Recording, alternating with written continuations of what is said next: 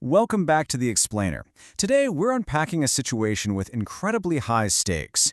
We are looking at a fascinating and honestly, a highly vulnerable intersection of geopolitics, global trade, and everyday economics.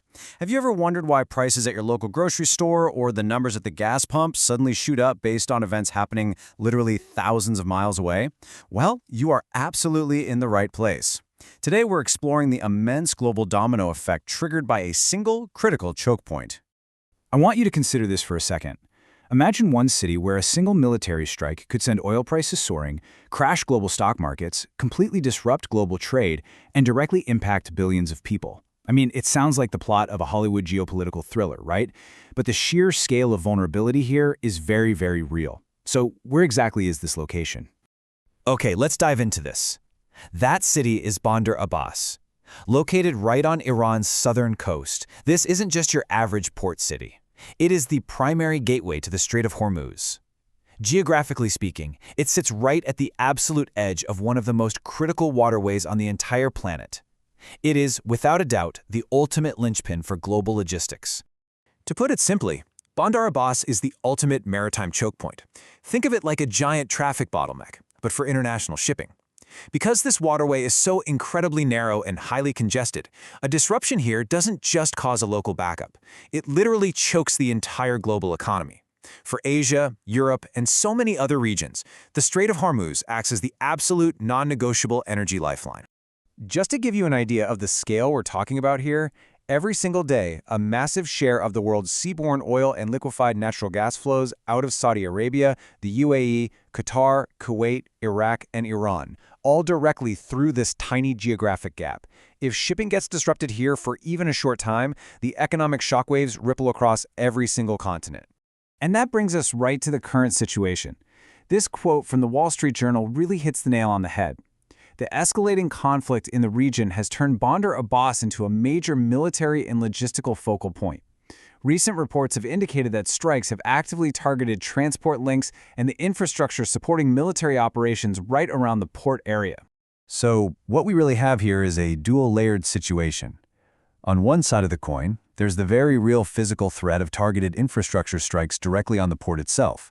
On the flip side, you have the strategic leverage, with Iran warning that disrupting the Strait of Hormuz could be used as a tactic if the conflict continues to heat up. And here's the crazy part, even just the mere threat of a disruption is enough to completely unsettle global markets. The economic chain reaction to this is basically immediate. Here's how the dominoes fall. The moment traders even start to fear a supply disruption, oil prices spike. That instantly triggers broad inflation. Suddenly, manufacturing, electricity, and literally the food sitting on your dinner table become vastly more expensive to produce and ship. It's a domino effect that hits you, the global consumer, almost instantly. And this is exactly why this matters to everyday folks. When transport costs surge and prices go up across the board, global inflation sets in real fast. As both the IMF and the Wall Street Journal have pointed out, this backs central banks right into a corner. They're forced to either delay cutting interest rates or actually tighten their policies, which, you guessed it, inevitably slows down the entire global economy. But the logistical nightmare doesn't stop at the price of a barrel of oil. Because of the conflict, shipping insurance costs absolutely skyrocket.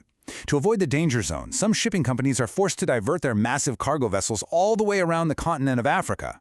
That detour adds thousands of extra kilometers to the journey, delaying crucial deliveries by weeks. Let's bring this down to earth and see how it builds into a specific national context.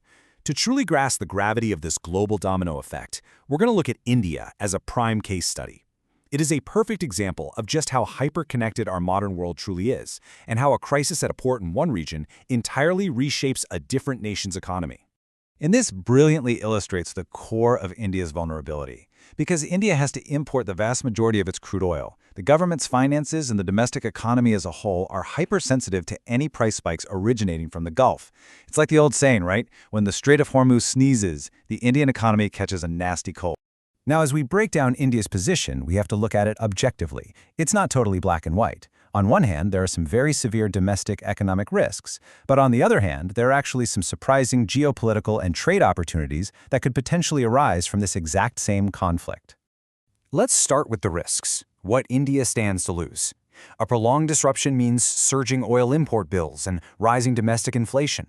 We're talking about things like LPG cooking cylinders and food transport getting much more expensive. But it's not just about goods, it's about human lives. According to Reuters, there are millions of Indian expatriates working in the Gulf.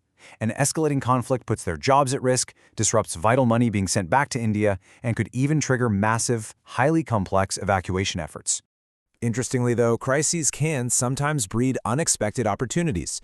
If global companies decide they absolutely need to diversify their supply chains away from the conflict zone, India could actually see a huge surge in manufacturing investment. Plus, India's strategic partnerships could really elevate its role as a diplomatic bridge, all while driving up demand for its alternative exports and accelerating growth in its own shipping and logistics sectors. However, we really need to ground those potential rewards with this crucial caveat from the Times of India. All of those geopolitical silver linings, they depend entirely on the conflict remaining short and limited. If a war drags on, the sheer, crushing economic weight of the disruption would likely wipe out any of those potential benefits. So, where does all of this leave us? Let's move into our final analysis and try to forecast the future here. Based on all the data and geopolitical analysis we've just explored, there are essentially three main ways this whole situation might play out in the coming months. Let's compare the first two scenarios. Scenario 1 is the best case, a quick resolution. Oil prices stabilize, markets recover, and global trade resumes its normal flow. Scenario 2 is a limited regional conflict. In this case, oil stays pretty elevated, shipping remains incredibly expensive, and global economic growth just sort of stays sluggish as a result. Then there's Scenario 3, the worst-case situation. We're talking a major, prolonged disruption or even a complete closure of the Strait of Hormuz. This is the scenario that literally keeps economists awake at night. It means empty shipping ports worldwide, stock markets tumbling, and severe, widespread fuel shortages. The sheer gravity of that third scenario is summarized perfectly by the chief of the International Energy Agency. They noted that a prolonged closure would be one of the biggest energy shocks in decades. We really have to remember that Bandar Abbas is far, far more than just a port. What happens on those docks dictates fuel prices in Mumbai, inflation rates in Europe, and manufacturing output over in China. Which leaves us with this final, profound thought to ponder. When a crisis at just one strategic port has the power to entirely reshape the global economy, we have to ask ourselves, in our deeply interconnected world, is any local conflict truly local anymore?